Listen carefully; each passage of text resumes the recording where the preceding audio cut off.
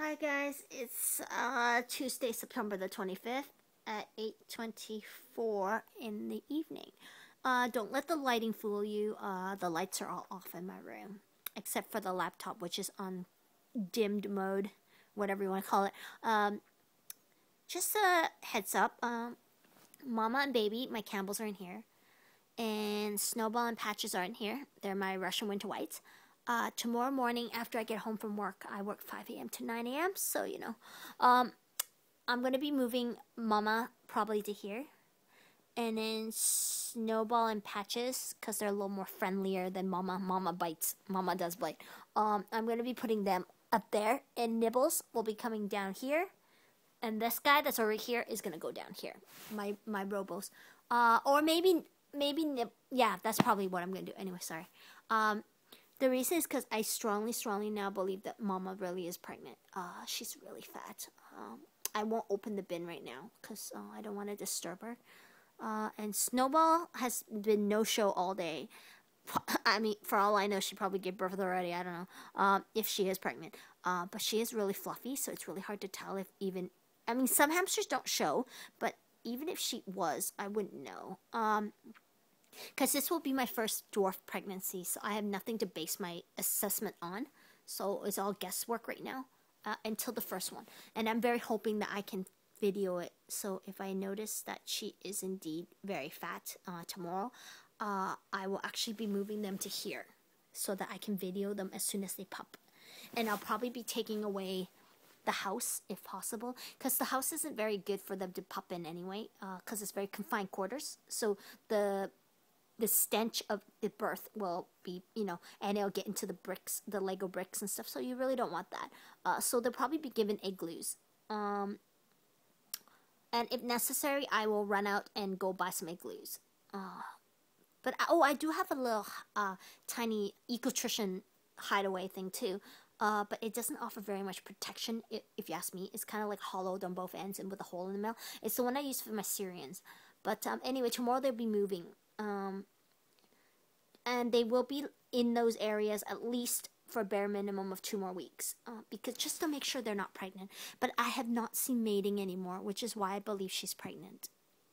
I have stayed up late several nights now to see if she's in heat, and have not seen any mating. And every few nights I hear squeaking, which I believe is Patches trying to mate with Snowball, and Snowball's not receptive. Just she's squeaking her head off and giving her stomach. It's like, I surrender, but she's not interested in mating. As for Mama, same thing is happening here, which is really good timing because I needed the babies to be the same age. I want to breed I want to crossbreed my Campbells to my Russian Winter Whites, Campbell girls to Russian Winter White boys. That's the way it has to be if I want to breed a pudding hamster. And before you guys say anything, crossbreeding is dangerous. Unless you know what you're doing. Campbell's heads are wider. They're just wider. Russian Winter White's heads are a little slightly slimmer. So when you're crossbreeding, you have to account for the fact that mom has to be able to push that baby through the birth canal. So if I was to do it with the mom instead of the mom being down from here, Campbell, if I was to do a Russian Winter White mom and then a Campbell male, the Russian Winter White's babies' heads are narrower, so the mom is meant to give birth to babies' heads that are narrower. So if you crossbreed it in the wrong way, the Campbell babies can get stuck in the mom, and the mom will die. And then the babies obviously are going to die because you can't bottle feed, jelly beans, pink jelly beans. They have to be at least a couple days old before you can bottle feed them with a syringe or whatever. So, but, in order to do that, when I got Mama was already 6 to 7 months old. And they don't know her age because she was bred at a pet shop. She was an accident. Well, that pet store has a lot of accidents, okay? Because they're not very good at splitting up the babies. They don't care, and they have space premium issues. So often you'll find like several unrelated litters all in the same tanks. Boys and girls, so, whatever. But they do sell really fast. It's just sometimes accidents happen. So they have lots of accidents.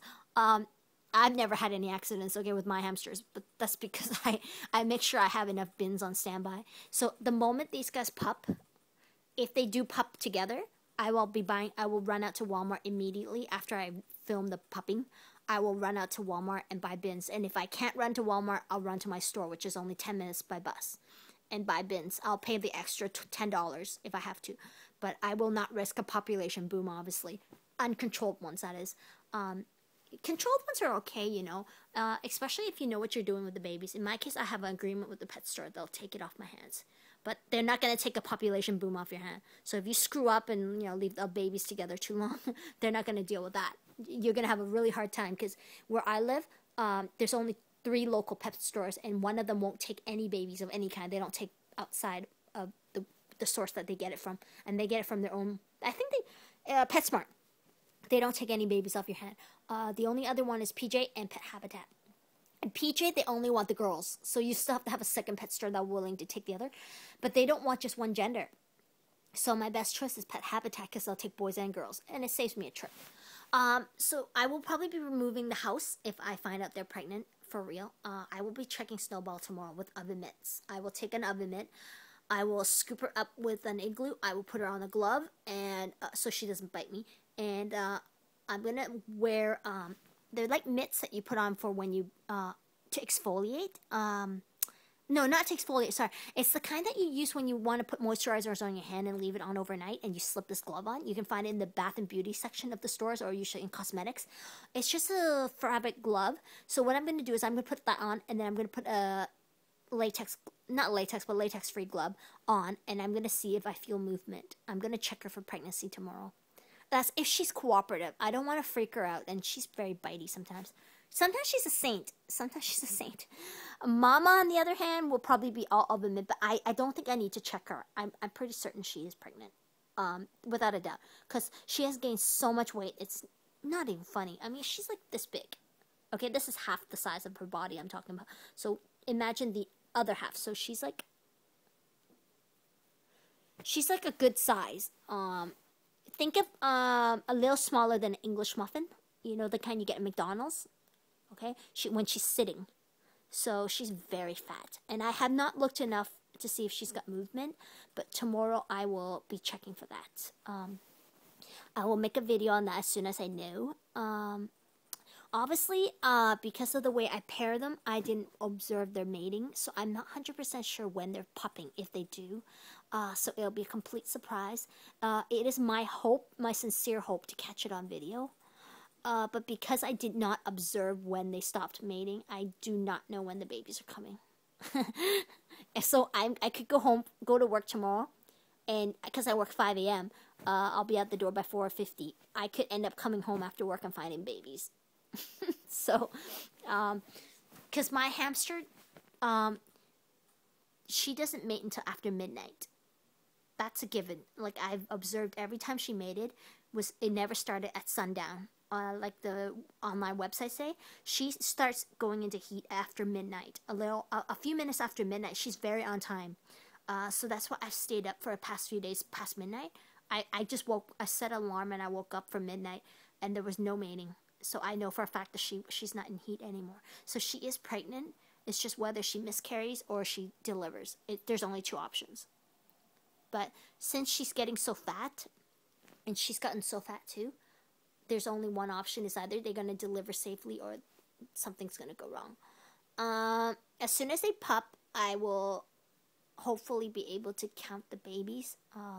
If it's a large litter, then I'll swing by the store at my workplace and buy some baby formula just in case. And I'll pick up a syringe. The syringes that you use for these guys are not the kind that you use for guinea pigs, okay? It's the really, really small ones. They're really fine. But anyway, if it comes to that, I'll show you that. I was totally prepared to do it with my Syrian, but she didn't require any help. But then again, I had to feed her every 3 hours to prevent cannibalism. Because 14 pups is a lot on a mom, especially since they can't nurse all of them at the same time. So dwarfs have a smaller body, so they definitely can't, you know. So I'm really excited. I want to see Mama, but I don't want to freak her out and she's sleeping. Otherwise, I pull out the drawer and take a look at her right now. Which is why I want to move the bins. But I really should do it tonight. Just because I know for a fact right now she hasn't given birth, so I should do it now. I'll think over it. I'm not going to bed tonight, so because I want to stay up. And I slept all day. All right, later.